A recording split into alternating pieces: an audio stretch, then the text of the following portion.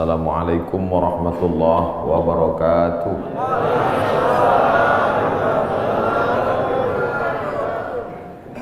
Alhamdulillahilladzi ahyana ba'da ma amatana wa ilaihin nusyur. Wassalatu wassalamu ala asyrafil anbiya wal mursalin sayyidina wa maulana Muhammadin wa ala alihi wa sahbihi wa man tabi'ahu ila yaumiddin.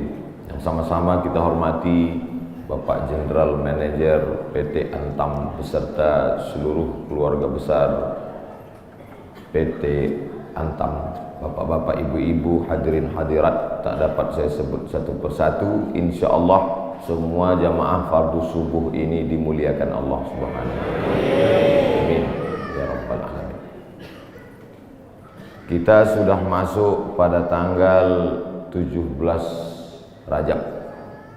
Artinya kita hanya ada waktu 13 hari lagi berada di bulan haram. Haram artinya mulia.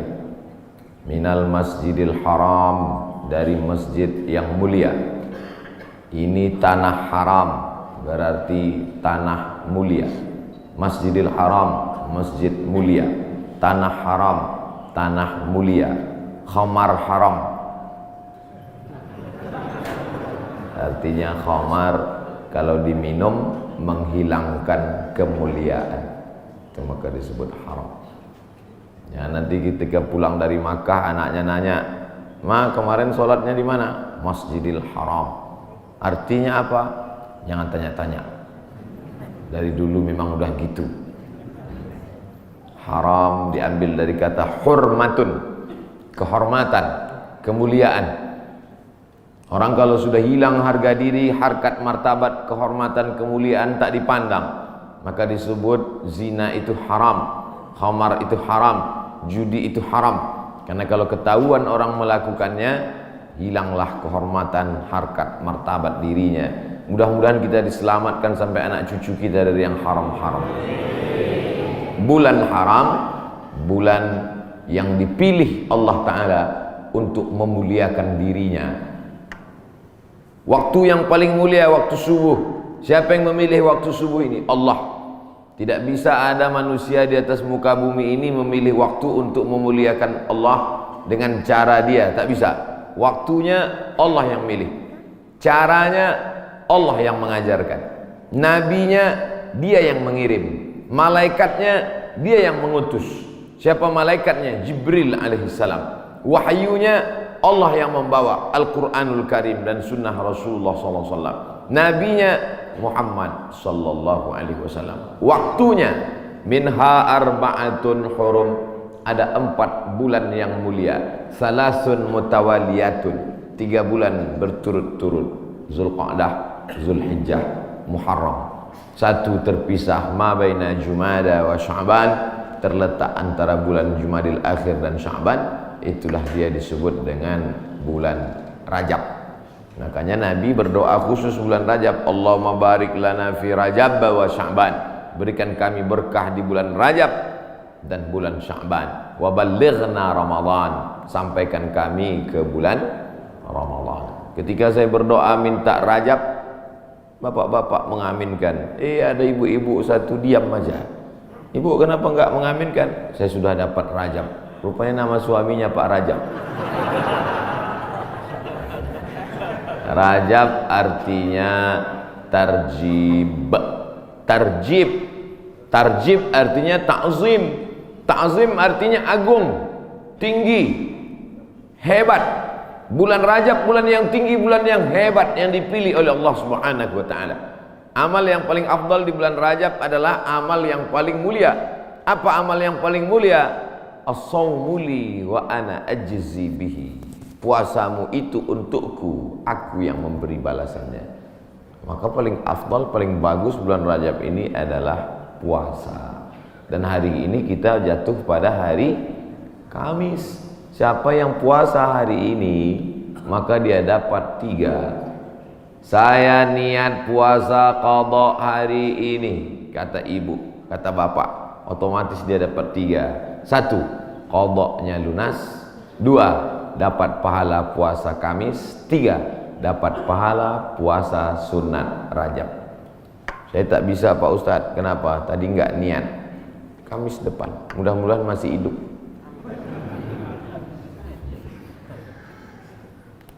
Kenapa Ustadz cerita qadha di bulan Rajab? Karena yang kemarin mau diqadha Ramadan tahun lalu belum jadi mengqadha.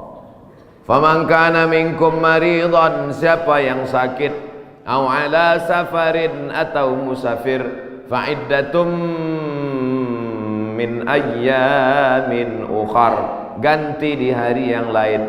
Ramadan kemarin ada tinggal puasanya, ketika mau diganti di bulan Syawal tidak jadi. Pernah pas mau diganti tidak jadi. Kenapa? Kue hari raya nggak habis-habis. Mau diganti di bulan Zulqa'dah tak sempat. Di bulan Zulhijjah mau diganti, daging kurban tak habis-habis. Kaki sapi 1 ekor dalam freezer. Akhirnya inilah kesempatan paling hebat kalau mau mengganti puasa. Tapi kalau cerita masalah ganti puasa pasti ingatnya ibu-ibu. Karena yang hamil ibu-ibu, yang menyusukan anak ibu-ibu. Makanya Ustadz selalu mengatakan ibu-ibu, kalau mau ganti bulan puasa yang tinggal kemarin bagusnya di bulan Rajab. Dia tak tahu ibu itu memang puasanya tinggal 7 hari, suaminya 17 hari. Ternyata bapak-bapak juga punya hutang puasa. Apakah selesai hutang puasa ini dengan astagfirullahaladzim, astagfirullahaladzim, astagfirullahaladzim, astagfirullahaladzim? Hutang puasa lunas, enak aja. Man mata, siapa yang mati, wa alaihi siyamun, punya hutang puasa, shoma anhu waliyuhu, ahli warisnya wajib menggantikan puasanya. Hadis sahih. Tidak bisa diganti dengan istighfar. Tidak bisa diganti usolli sunata taubat rakaataini lunas 60 hari lillahi ta'ala. Nggak bisa guys. Nah, oleh sebab itu maka puasa yang tinggal kemarin mesti diqadha. Faman kana minkum maridan, siapa yang sakit Ramadan kemarin, au ala safarin, atau musafir jarak qasar salat 89 km, fa iddatum min ayyamin ukhar, ganti di hari yang lain di luar Ramadan. Wa 'alal ladzina yutiqunahu, siapa yang tak sanggup puasa karena sakit keras. Pak Ustadz, saya nggak bisa puasa di Ramadan, nggak bisa puasa di Syawal, nggak bisa puasa di Zulqa'dah, Zulhijjah, Muharram, Safar, Rabiul Awal, Rabiul Akhir, Desember, Januari, Februari, Maret, April, Mei, Juni, Juli, nggak bisa puasa. Kenapa nggak puasa? Usus saya sudah dipotong pendek aja. Bentar-bentar lapar, bentar-bentar lapar, bentar-bentar lapar. Sampai mati nggak bisa, atau kena penyakit mah akut, atau kena diabetes mellitus akut, atau kena jantung akut, atau apapun sebabnya, atau kena tua renta 70-80 nggak bisa puasa, fa'iddatu min ayamin ukhar, bagi yang musafir dan sakit. Tapi bagi yang nggak sanggup sampai mati, fidyatun ta'amu miskin, bayar fidyah makan 1 hari fakir miskin. Bagaimana dengan perempuan hamil dan menyusukan anak? Masuk yang mana dia? Kalau dia musafir, sakit, ganti. Kalau sakit keras, tua renta, bayar fidyah. Perempuan yang hamil dan menyusukan anak tidak disebut dalam ayat ini, maka ulama berijtihad, lain kepala, lain isinya. Rambut sama hitam, isinya macam-macam. Perempuan yang hamil dan menyusukan anak, 3 mazhab ulama. Mazhab yang pertama, menurut Imam Abu Hanifah, mazhab Hanafi, hanya mengqadha saja. Jadi kalau ada ustadz mengatakan, ibu-ibu yang hamil menyusukan anak, tinggal puasanya qadha saja, itu berarti mazhab Hanafi. Sedangkan mazhab Abdullah bin Abbas mengatakan bayar fidyah saja.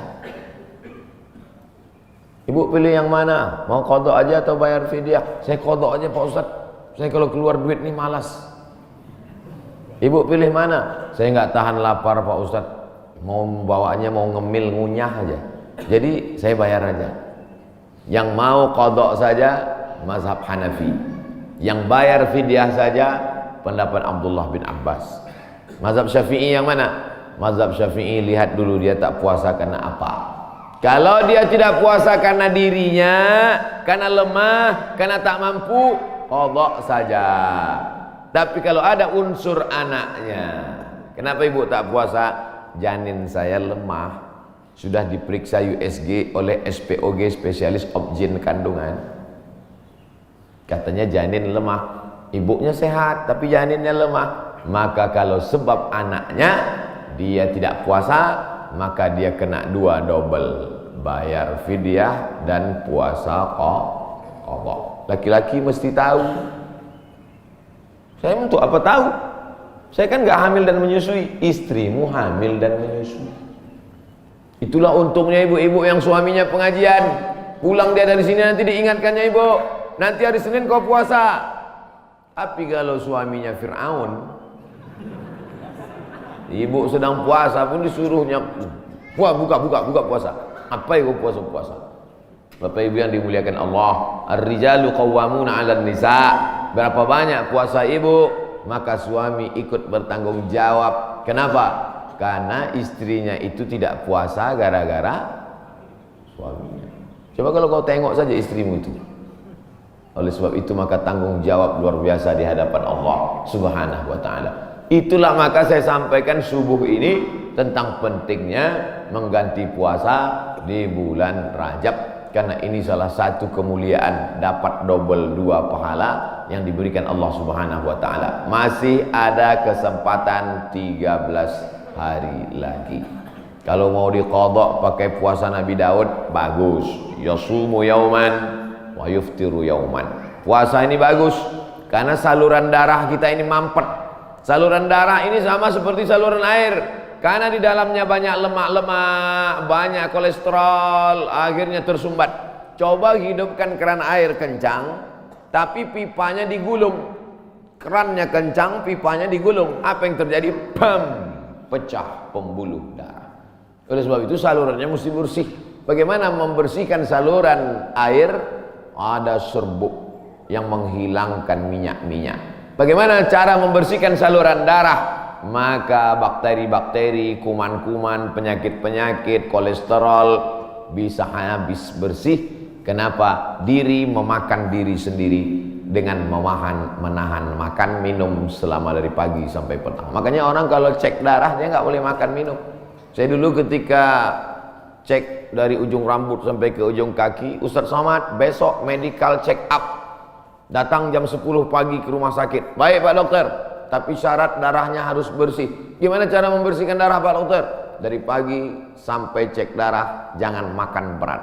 Jangan sampai masuk nasi uduk, ayam penyet, ayam patah, ayam mati, ayam supaya darahnya bersih. Baru saya paham, rupanya membersihkan darah dengan tidak memasukkan makanan. Tapi itu bonus dari Allah. Dengan banyak puasa tubuh sehat, dengan banyak puasa badan sehat, dengan banyak puasa tidak ada kolesterol darah tinggi, diabetes mellitus dan kawan-kawannya. Dengan banyak puasa, banyak perempuan-perempuan sekarang rajin puasa, niatnya bukan lillahi ta'ala, diet ta'ala. Itu diet, itu bonusnya, hadiah dari Allah Subhanahu wa taala.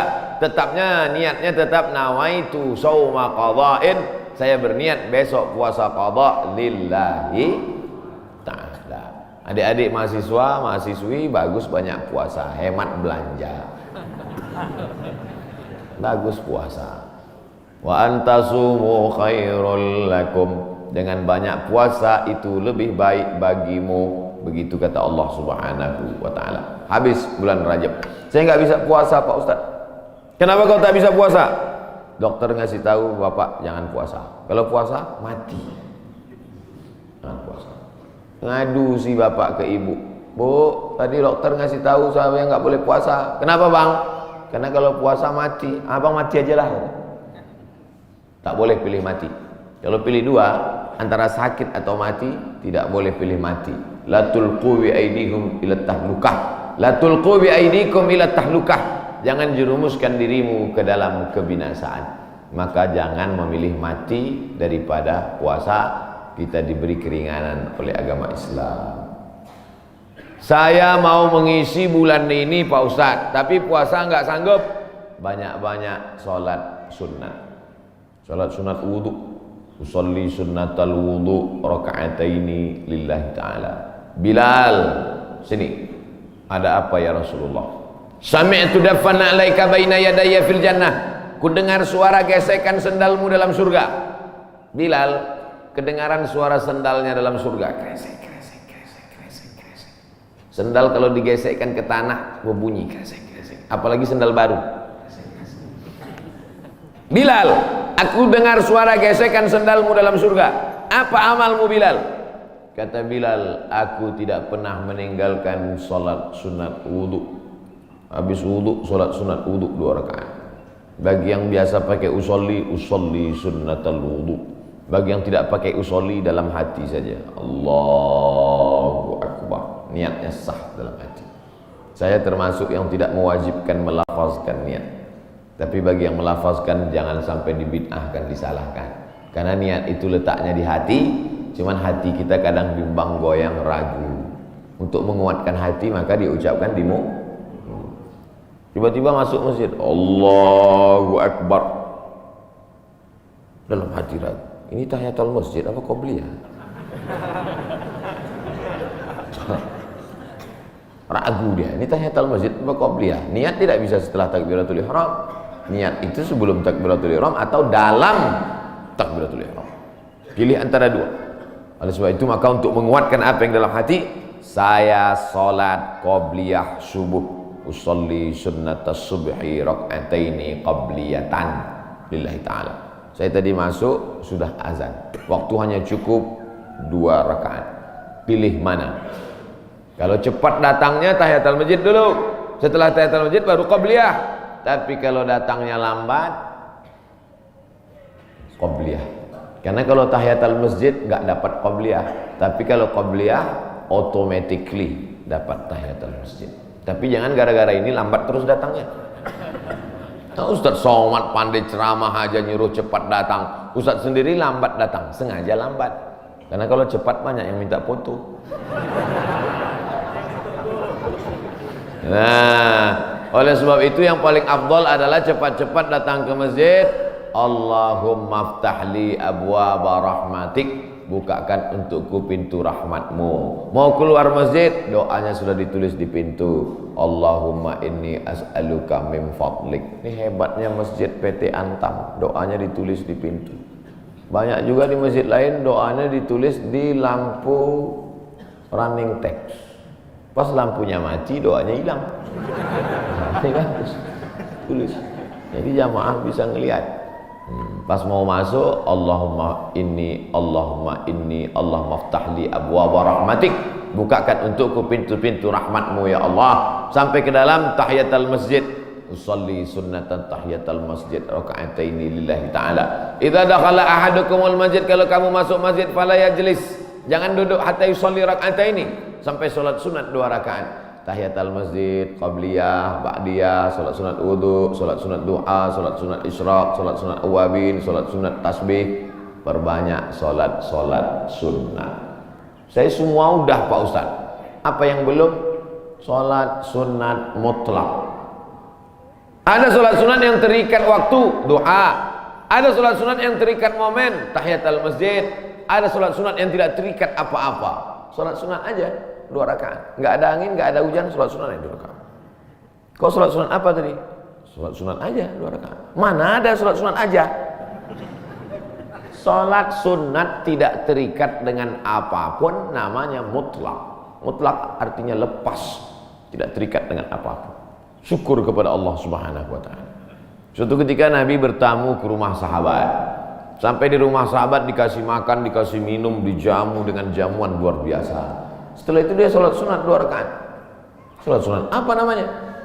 Kan nggak mungkin usolli sunnatan 2 rakaat karena sudah dikasih makan enak lillahi ta'ala. Nggak ada.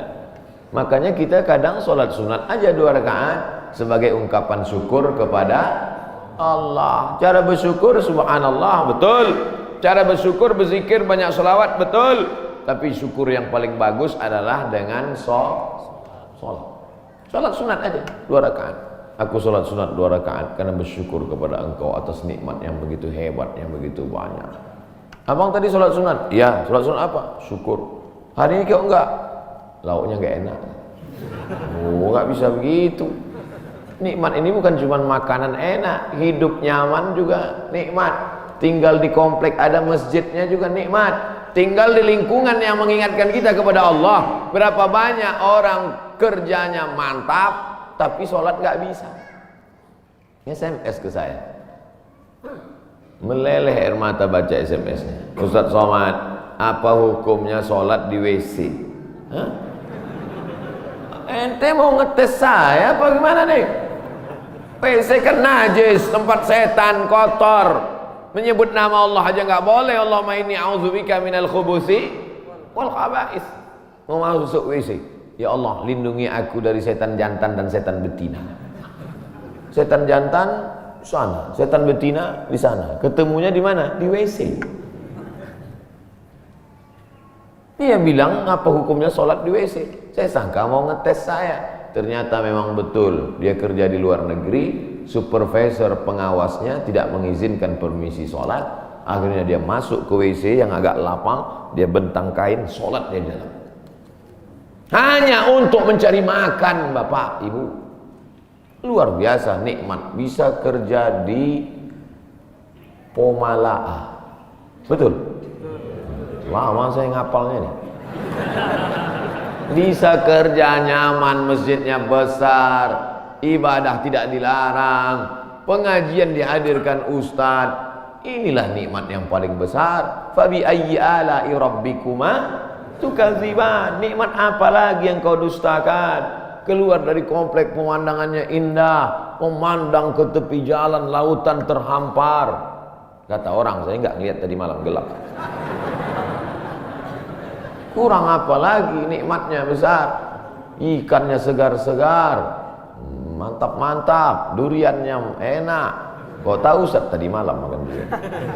Oleh sebab itu maka syukur kepada Allah. La in syakartum la azidannakum. Wala in kafartum, tapi kalau kau kufur, tidak kau syukuri nikmat ini, inna azabi lasyadid, azabku itu amat sangat menyakitkan. Jangan sampai setelah azab datang barulah meleleh air mata.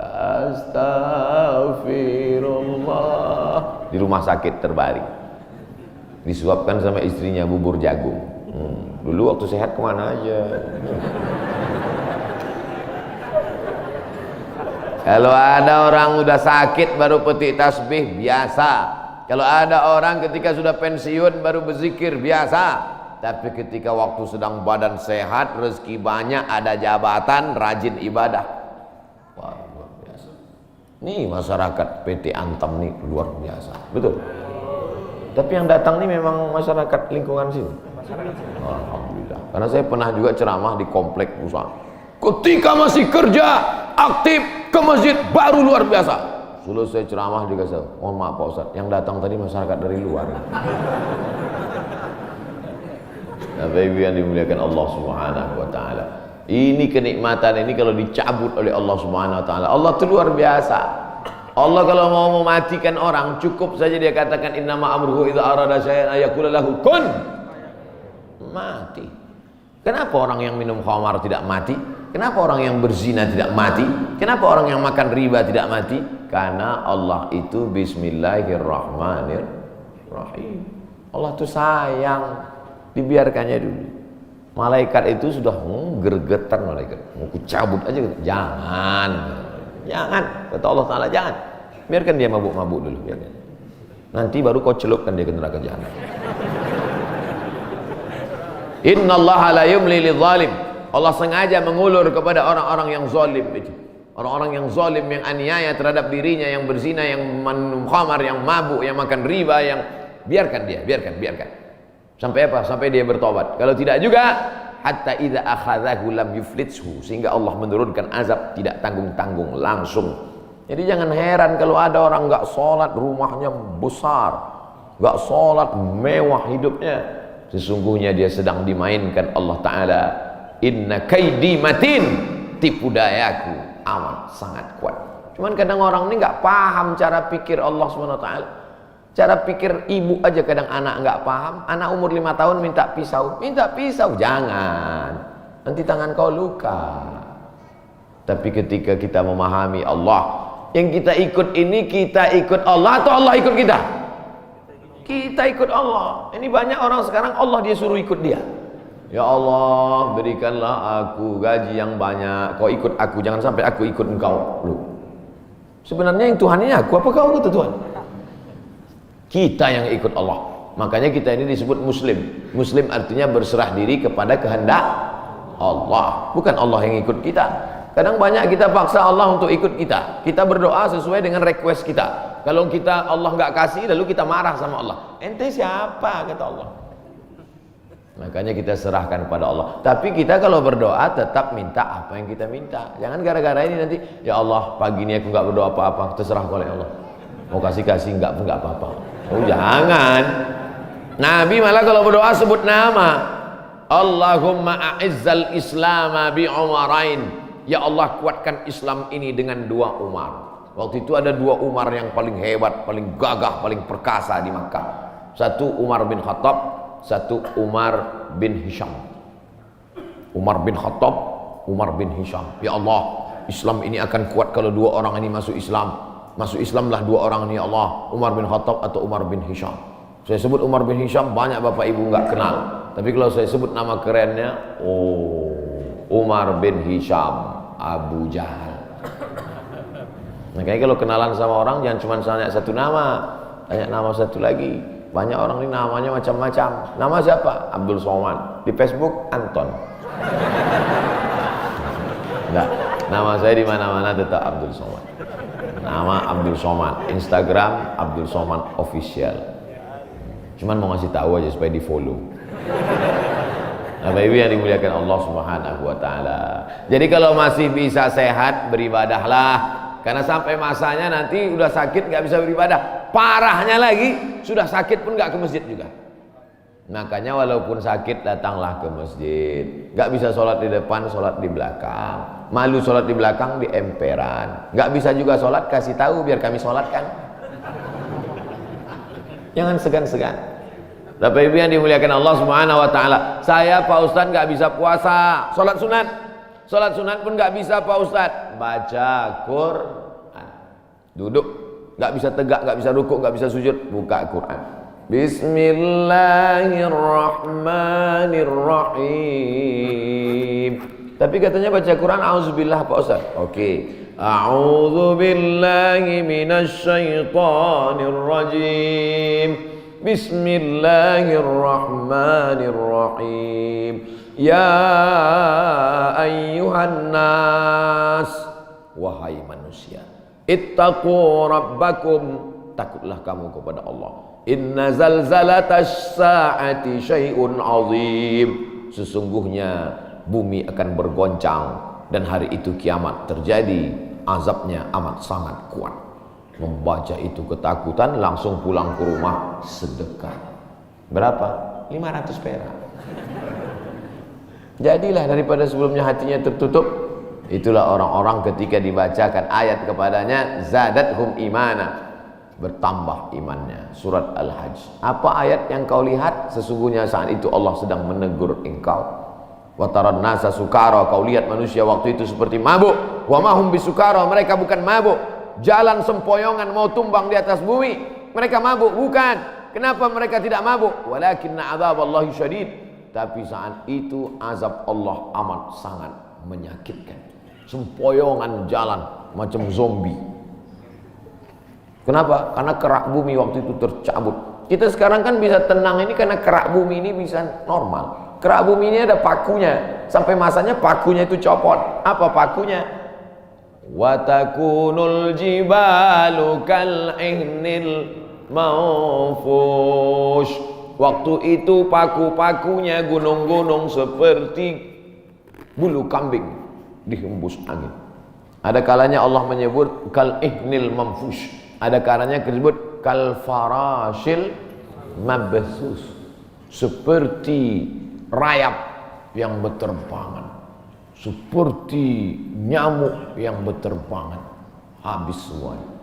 Kalau Gunung Bromo, Gunung Kidul, Gunung Merapi, Gunung Kelut seperti rayap yang berterbangan, lalu kita seperti apa?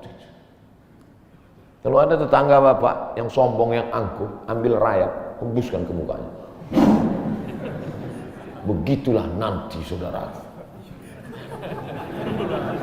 Kalau Gunung Kidul, Gunung Bromo, Gunung Merapi seperti rayap, lalu kau seperti apa nanti di hadapan Allah? Dua kemungkinan, dia taubat atau makin ngamuk. Kita ini nggak ada apa-apanya. Yang disombongkan itu apa? Yang diangkuhkan itu apa? Maka mesti banyak-banyak ibadah. Itu yang akan dibawa menghadap Allah Subhanahu wa taala. Tadi malam ada yang ngirim ke grup WhatsApp percakapan antara ayam dan anaknya. Bapak Ibu udah dapat? Apa kata anak ayam? Mama, kenapa manusia itu hebat ya? Namanya macam-macam setelah lahir ke dunia. Ada Abdul Somad, ada yang lain-lain. Sementara kita semuanya namanya sama, ayam. Semua ayam. Apa kata induk ayam? Gak apa-apa nak, mereka memang namanya mantap-mantap, tapi sesudah mati semuanya namanya satu, mayat. Beda sama kita. Kita memang ayam, tapi setelah kita mati ada ayam panggang, ada ayam goreng, ada ayam. Mereka memang hebat-hebat, mereka kaya-kaya, mereka pejabat-pejabat, mereka punya jabatan, mereka punya ilmu, mereka punya gelar profesor doktor. Tapi setelah mereka mati, tidak ada yang mendatangkan manfaat, semuanya menjadi mayat. Beda dengan kita. Kita setelah mati mendatangkan manfaat, mengenyangkan perut. Ulaika kal an'am, mereka itu seperti binatang. Balhum adal, bahkan lebih hina daripada binatang. Makanya kalau tidak karena ibadah, apa beda kita dengan ayam? Bukan hadis, dapat di grup WhatsApp. Saudara yang dimuliakan Allah Subhanahu wa taala, bedakan dirimu dari binatang dengan apa? Dengan ibadah. Cerita tentang ibadah, apakah ayam itu tidak bertasbih? Ayam itu ketika sedang mengeram, coba lihat lidah ayam sedang mengeram, semuanya bertasbih. Nabi mencabut pelepah korma, menusukkan pelepah korma di makam. Sahabat bertanya, kenapa kau tusukkan pelepah korma itu ya Rasulullah? La'allallaha an yukhaffifa 'adzabahuma ma lam yaibasa. Selama pelepah korma itu basah, maka orang yang ada di kubur diringankan azabnya. Kenapa? Karena pelepah korma bertasbih. Tapi jangan gara-gara ini nanti bapak meninggal minta surat wasiat, tanamkan 3 batang korma di atas kuburku. Nabi sedang ingin mengajarkan bahwa pelepah korma bertasbih. Planet-planet bertasbih. Neptunus, Merkurius, Pluto, Mars bertasbih. Mana buktinya?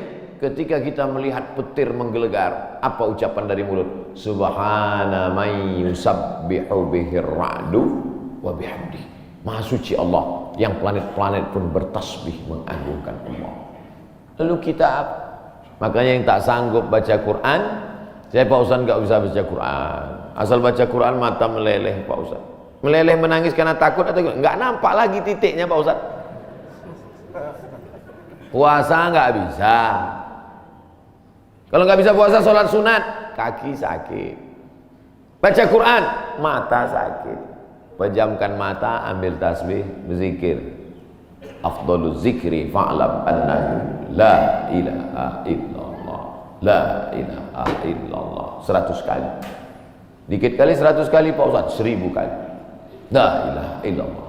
Baca sholawat, istighfar 1000 kali. Salawat 1000 kali. La ilaha illallah 1000 kali.